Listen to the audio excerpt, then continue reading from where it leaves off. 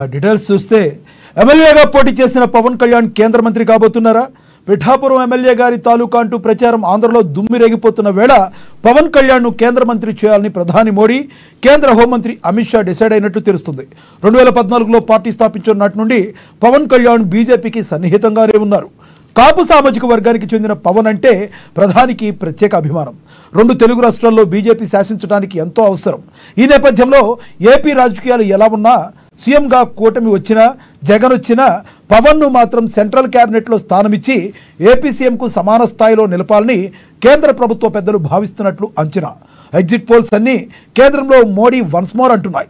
ఇవన్నీ అనుకున్నట్లు జరిగితే మరో వారం 10 రోజుల్లోనే పవన్ కళ్యాణ్ కేంద్ర మంత్రి అయ్యే అవకాశాలున్నాయని ఢిల్లీ వర్గాల్లో చర్చ.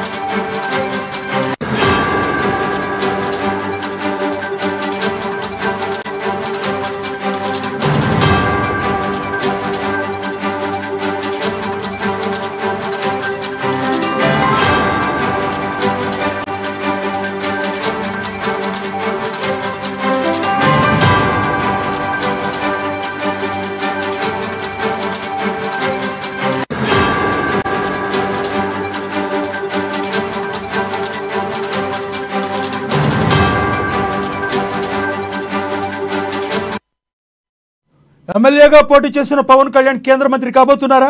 పిఠాపురం ఎమ్మెల్యే గారి తాలూకా అంటూ ప్రచారం ఆంధ్రలో దుమ్మిరోగిపోతున్న వేళ పవన్ కళ్యాణ్ను కేంద్ర మంత్రి చేయాలని ప్రధాని మోడీ, కేంద్ర హోంమంత్రి అమిత్ షా డిసైడ్ అయినట్టు తెలుస్తుంది. 2014లో పార్టీ స్థాపించిన నాటి నుండి పవన్ కళ్యాణ్ బీజేపీకి సన్నిహితంగానే ఉన్నారు. కాపు సామాజిక వర్గానికి చెందిన పవన్ అంటే ప్రధానికి ప్రత్యేక అభిమానం. 2 తెలుగు రాష్ట్రాల్లో బీజేపీ శాసించడానికి ఎంతో అవసరం. ఈ నేపథ్యంలో ఏపీ రాజకీయాలు ఎలా ఉన్నా సీఎంగా కూటమి వచ్చినా, జగన్ వచ్చినా పవన్ను మాత్రం సెంట్రల్ క్యాబినెట్లో స్థానమిచ్చి ఏపీ సీఎంకు సమాన స్థాయిలో నిలపాలని కేంద్ర ప్రభుత్వం పెద్దలు భావిస్తున్నట్లుగా అంచనా. ఎగ్జిట్ పోల్స్ అన్నీ కేంద్రంలో మోడీ వన్స్ మోర్ అంటున్నాయి. ఇవన్నీ అనుకున్నట్లు జరిగితే మరో వారం 10 రోజుల్లోనే పవన్ కళ్యాణ్ కేంద్ర మంత్రి అయ్యే అవకాశాలున్నాయని ఢిల్లీ వర్గాల్లో చర్చ.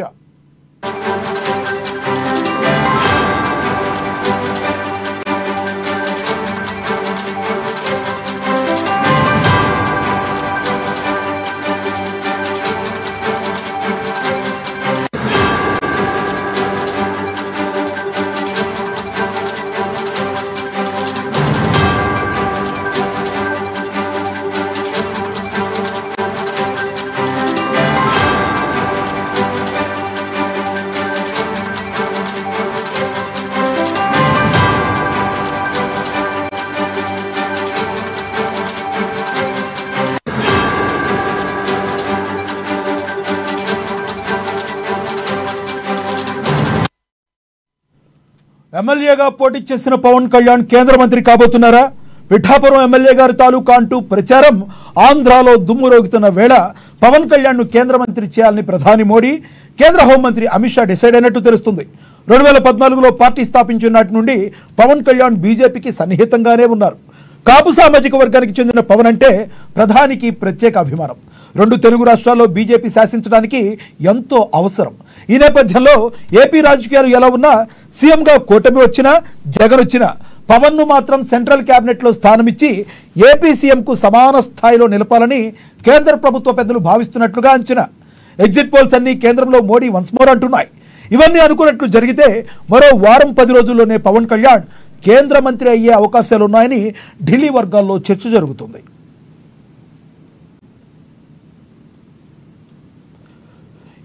ఇదే విషయానికి సంబంధించి మరింత సమాచారాన్ని మా ప్రతినిధి నందిని అందిస్తారు. నందిని చెప్పండి, మొన్నటి వరకు పిఠాపురం ఎమ్మెల్యే గారి తాలూకాని ఆంధ్రాలో అందరూ కూడా దుమ్మిరేపిన వేళ ఈ న్యూస్ పవన్ కళ్యాణ్ అభిమానులకి మంచి జోషిచ్చే అంశం అనుకోవచ్చా? ముందు నుంచి కూడా కేంద్రము అటు మోదీ కూడా ముందు నుంచి పవన్ కళ్యాణ్ కి మంత్రిని చేయాలి సెంటర్ లో అనే ఒక భావన అయితే ఉంది. ముందు నుంచి కూడా ఆలోచనతోనే ఉన్నారు. అయితే పవన్ కళ్యాణ్ కి సరైన నియోజకవర్గం లేకపోవడంతో ఇప్పుడు పిఠాపురం నుంచి ఆయన పిఠాపురం ఎన్నుకోవడం, త్వరలోనే రేపు ఏదైతే కౌంటింగ్ కు దాదాపుగా 50,000 మెజారిటీతో గెలుపొందుతారని కార్యకర్తలు అంచనా వేయడంతో ఆయన గెలుపు ఖాయమని ఎప్పుడైతే ఈ ఓటింగ్ వేశారో ఓటింగ్ దగ్గర నుంచి కూడా ఆయన గెలుపు ఖాయమని అయితే ఒక ధీమా అయితే వ్యక్తం చేస్తున్నారు. ఖచ్చితంగా పవన్ కళ్యాణ్ పిఠాపురంలో ఎమ్మెల్యే కాబోతున్నారు అని ఒక ఫిక్స్ అయితే ఒక కార్యకర్తల నుంచి నాయకులు కూడా ఒక మైండ్ లో ఒక ఫిక్స్ అయితే పెట్టేసుకున్నారు. ఈ నేపథ్యంలోనే 6 నెలలకు ముందుగా ఎంపీ అవ్వాలి కాబట్టి ఎంపీ అయిన తర్వాత ఆయనకి కేంద్రంలో సెంట్రల్ మినిస్టర్ ఇచ్చే అవకాశం ఉంది. మరో పక్క చూసుకున్నట్లయితే ఒకవేళ ఆయన సెంట్రల్ మినిస్టర్ ఇస్తే మాత్రం ఖచ్చితంగా పిఠాపురంలో మళ్ళీ ఎమ్మెల్యేకి రాజీనామా చేయాలి. మళ్ళీ ఎన్నికలు పెట్టాలని ఒకవేళ ఆ బాధ్యతలైన వర్మకి ఇచ్చే అవకాశం కూడా ఉంది. మరోపక్క వర్మ ఎవరైతే ఉన్నారో మాజీ ఎమ్మెల్యే పిఠాపురం అభివృద్ధి చేసిన వర్మ కూడా ముందు ఆయన సహకరించలేనప్పటికీ కూడా మళ్ళీ చంద్రబాబు పిలిపించడానికి ఎమ్మెల్సీ ఏదైతే ఫస్ట్ కోటాలో ఎమ్మెల్సీ తనకి ఇస్తానని హామీ ఇచ్చారో ఆనాటి నుంచి ఈ రోజు వరకు కూడా ఆయన పార్టీ కోసము అటు చంద్రబాబు కోసం కూడా కృషి చేశారు. ఇప్పుడు పవన్ కళ్యాణ్ గెలిస్తే ఖచ్చితంగా గెలుపు కూడా 90% వర్మయ్య కూడా కారణమవుతారు.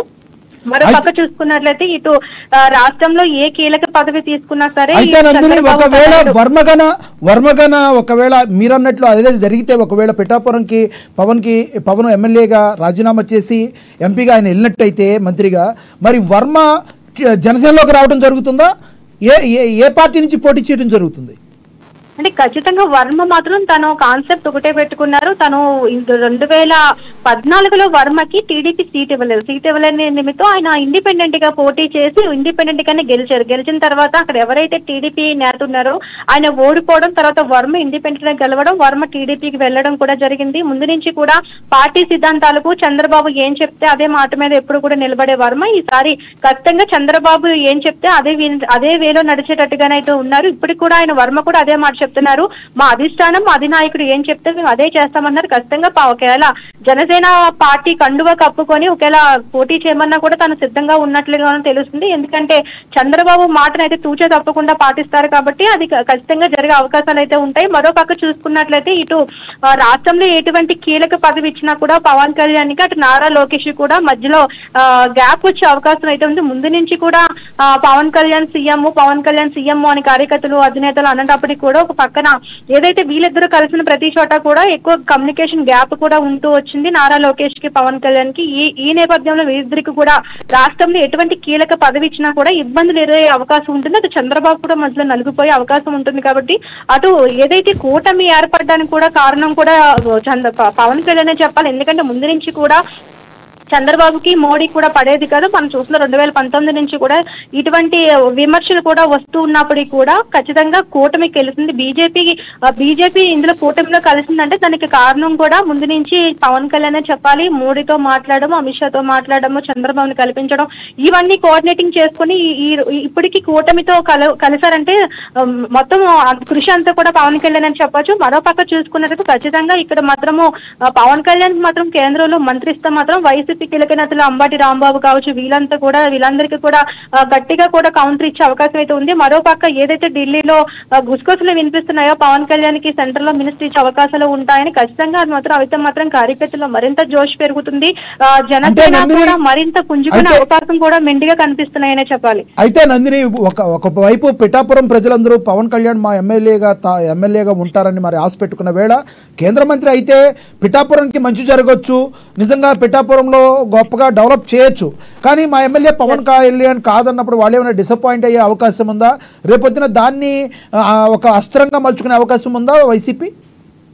అంటే కాశీని మోడీ ఏ విధంగా అభివృద్ధి చేశారో పిఠాపురాన్ని అభివృద్ధి చేస్తాను, ఒక ఆధ్యాత్మిక కేంద్రంగా మరింత ఇప్పుడు ఆల్రెడీ పిఠాపురం అంటేనే ఒక ఆధ్యాత్మిక కేంద్రం, పురోహితక అమ్మవారు, కుకుటేశ్వర స్వామి, అలాగే దత్తాత్రేయుడు వీరంతా కూడా వెలిసిన పవిత్ర పుణ్యక్షేత్రం పిఠాపురం కాబట్టి పిఠాపురాన్ని కాశీగా మోడీ ఏ విధంగా అభివృద్ధి చేస్తారో అంతకంటే అభివృద్ధి చేసి చూపిస్తానని ఎన్నికల సమయంలోనే పవన్ కళ్యాణ్ చెప్పిన మాటలు కట్టుబడి ఉన్నారు. మరో పక్క చూసుకున్నట్లయితే మొన్నటి వరకు కూడా జగన్మోహన్ రెడ్డి పవన్ కళ్యాణ్ చంద్రబాబు దత్తపుత్రుడు అన్నారు. నిజంగా ఆయన కూడా ఒప్పుకున్నారు, అవును నేను దత్తపుత్రునే, ఎవరికి దత్తాత్రేయుడు పిఠాపురంలో వేయించేసిన పిఠాపురంలో ఉన్న దత్తాత్రేయ స్వామికి నేను దత్తపుత్రుని, అందుకే నేను ఆయన దత్తపుత్రుని కాబట్టి ఇక్కడి నుంచి నేను పోటీ చేస్తానని కూడా ఆయన కౌంటర్ కూడా ఇవ్వడం జరిగింది. ఖచ్చితంగా ఏదైతే ఇప్పుడు ఢిల్లీలో ఎవరైతే కీలక నేతలు ఉన్నారో వారంతా కూడా ముందు నుంచి కూడా మొగ్గు చూపారు. అయితే కేంద్ర మంత్రి ఇవ్వడానికి ముందు నుంచి మొగ్గు చూసినప్పటికీ సరైన నియోజకవర్గం లేకపోవడంతో 2019లో అటు విశాఖ నుంచి గాజువాక నుంచి 2 చోట్ల కూడా ఓడిపోవడంతో ఇప్పుడు ఖచ్చితంగా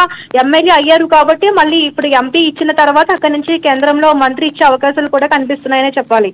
అంటే ఇప్పుడు ఒకవేళ ఆయన మినిస్టర్ కేంద్ర మంత్రి అవ్వాలంటే తప్పకుండా కూడా ఒక 6 నెలల ముందు ఆయన ఎంపీగా అయ్యి ఉండాలి కాబట్టి ఇమీడియట్లీ ఉప ఎన్నికలు వచ్చే అవకాశం ఉంటుందా ఒకవేళ గెలుపొందిన తర్వాత?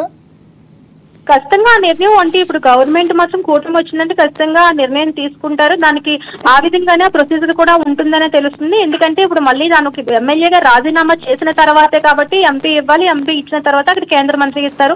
ఎమ్మెల్యేగా ఉంటే కేంద్ర మంత్రికి ఇచ్చే అవకాశాలు ఉండవు కాబట్టి ఆ పదవికి అంటే ఉంటాయి కానీ దానికి కనుక ఎంపీగా ఉంటేనే మాత్రం దానికి ఎక్కువ వాల్యుబుల్స్ ఉంటాయి కాబట్టి 6 నెలల తర్వాత ఎమ్మెల్యేగా ఉన్నా కూడా 6 నెలల తర్వాత అయితే ఇచ్చే అవకాశాలు ఉంటాయి. ముందుగా ఇవ్వాలంటే మరి రాజీనామా చేయాలి, ఎంపీగా వెళ్ళాలి, అక్కడి నుంచి ఎంపీ పోస్ట్ నామినేటెడ్ పోస్ట్ అనుకోవచ్చు అది. ఎస్, ఇంకా అలాగే అనుకోవాలి. ఎందుకంటే ఇప్పుడు ప్రస్తుతానికి ఇంక ఎన్నికలు అయిపోయినాయి కాబట్టి ఒకవేళ ఇచ్చే అవకాశాలు ఉంటే మాత్రం ఖచ్చితంగా అది నామినేటెడ్ పోస్ట్ గానే ఇచ్చి కేంద్ర మంత్రి అయితే చేయాలి. ఒకవేళ రాజీనామా చేస్తే మాత్రం అక్కడ మాత్రం కీలక బాధ్యతలు మాత్రం ఖచ్చితంగా వర్మకు మాత్రం అప్పచెప్పాలి. లేదంటే మళ్ళీ పిఠాపురంలో టీడీపీకి జనసేనకి గ్యాప్ వచ్చే అవకాశాలు కూడా ఎక్కువగా ఉంటాయి. ఇప్పటికే 2 పార్టీలు కలవడానికి చాలా టైం పెట్టింది. ఎప్పుడైతే జనసేన అధినేత పవన్ కళ్యాణ్ పిఠాపురం నుంచి పోటీ చేస్తున్నారు, వర్మకి సీట్ ఇవ్వలేదని చెప్పినప్పుడే వర్మకు సంబంధించిన కీలక నేతలు టీడీపీ కార్యకర్తలంతా కూడా అసహనాన్ని వ్యక్తం చేశారు. ఉధృత పరిస్థితులను కూడా తీసుకొచ్చిన పరిస్థితి అయితే ఉంది. ఈ నేపథ్యంలోనే ఇప్పుడు 2 పార్టీల మధ్య మళ్ళీ ఎటువంటి గ్యాప్ రాకూడదు అనుకుంటే మాత్రం ఖచ్చితంగా అక్కడ వర్మకు కూడా కీలక పాత్ర అయితే ఇవ్వాలి. 6 నెలల ముందైతే ఎంపీ అయితే చేసే అవకాశాలు కూడా ఉంటుందనే చెప్పాలి. ఇప్పుడు రేపొద్దున కౌంటింగ్ కి మరికొన్ని గంటలు మాత్రమే సమయం ఉంది. ఈ టైంలో పిఠాపురంలో పరిస్థితి ఎలా ఉందంటారు అక్కడ నందిని?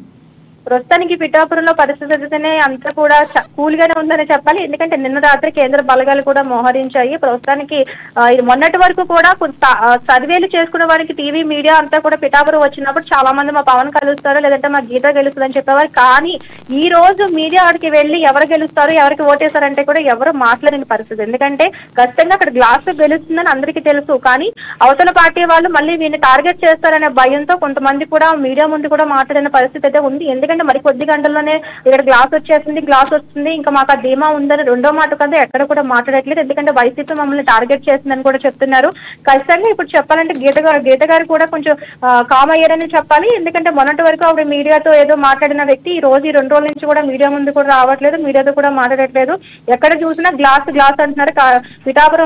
పిఠాపురం సంబంధించి ఖచ్చితంగా పవన్ కళ్యాణ్ మరికొద్ది గంటల్లోనే రేపు కౌంటింగ్ సంబంధించి కూడా ఇప్పటికే నాగేంద్రబాబు కూడా ఇప్పుడు పిఠాపురం పర్యటిస్తున్నారు. పిఠాపురంలో కార్యకర్తలతోనే ఉన్నారు. ఏదైతే గోకులము రెసిడెన్సీ ఉందో రెసిడెన్సీలో కీలక నేతలంతా కూడా అక్కడే బస్ చేశారు. ఏదైతే రేపు ఉదయం 8 గంటలకి ప్రారంభమయ్యే కౌంటింగ్ కి సంబంధించి కూడా పవన్ కళ్యాణ్ కూడా పిఠాపురంలోనే ఉండే అవకాశాలు అయితే ఉన్నాయి. ఏదైతే నాన్ లోకల్ అని ముందు నుంచి ఒక ధర్మేగ ఏదో తీసుకొచ్చారో గీత అయితే లోకల్ గా ఉంటుంది, ఏ ఆపద వచ్చినా ముందు ఉంటుందని చెప్పేసి కొంతమంది అన్నప్పటికీ కూడా పవన్ కళ్యాణ్ ఖచ్చితంగా గెలిస్తే మాత్రం నేను ఇక్కడే ఉంటున్నారు. ఆ విధంగానే ఆయన ఇక్కడే బస్ చేస్తున్నారు. రేపు కౌంటింగ్ సమయంలో కూడా పిఠాపురంలో ఉంటారు. గెలిచిన తర్వాత కూడా భారీ స్థాయిలో ఏర్పాట్లు సంబరాలు చేసుకోవడానికి కూడా కార్యకర్తలు అయితే అన్ని ఏర్పాట్లు చేస్తున్నారు. ఎటువంటి అవాంఛనీయ ఘటనలు జరగకుండా కాకినాడ సిటీ, కాకినాడ రూరల్ అలాగే పిఠాపురం మీద ఈ 3 నియోజకవర్గాల మీద పోలీసులు అయితే పూర్తి స్థాయిలో నిఘా పెట్టారని చెప్పాలి. ఎస్పీ కూడా ఎక్కడ ఎటువంటి అవాంఛనీయ ఘటనలు జరగకూడదు. 2019లో ఈ నియోజకవర్గాల పరిస్థితి ఏ విధంగా ఇప్పుడు ఏ విధంగా ఉండబోతుందనే దాని మీద కూడా పూర్తి స్థాయిలో ఫోకస్ పెట్టారని చెప్పొచ్చు. Thank you Nandini.